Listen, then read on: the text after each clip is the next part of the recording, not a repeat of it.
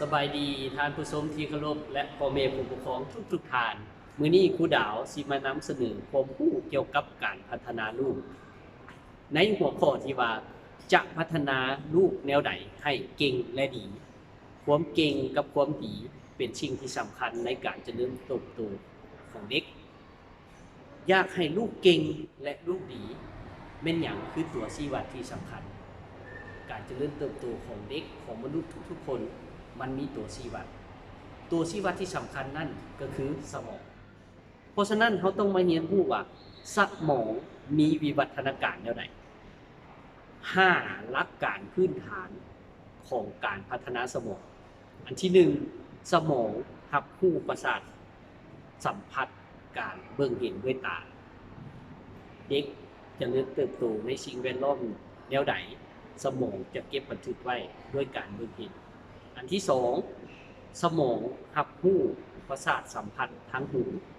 เด็กได้ยินเสียงแวดล้อมแนวใดสมองจะเก็บบันทึกไว้อันที่3สมองรับรู้การเคลื่อนไหวเด็กได้ลิ้นกิจกรรมแบบใดอยู่ในแวดล้อมแบบไหนสมองจะเก็บบันทึกไว้อันที่4สมองควบคุมในเรื่องของสมาธิและอันที่5สมองควบคุมในเรื่องของอารมณ์หรือว่าจิตใจเป็นสิ่งที่สำคัญ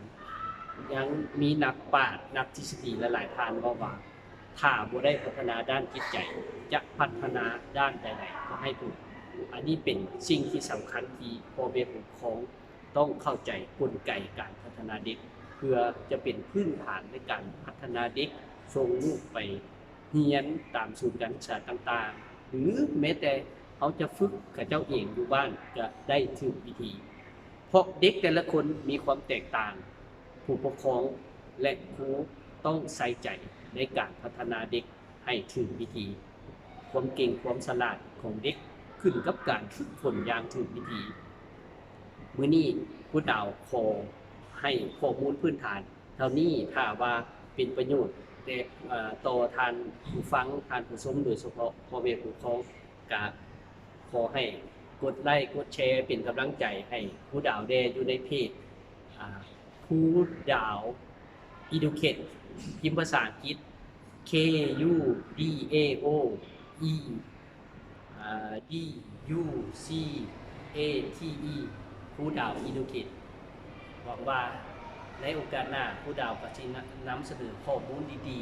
ๆในการพัฒนาลูกหลานของพวกเราอีกขอขอบใจมัน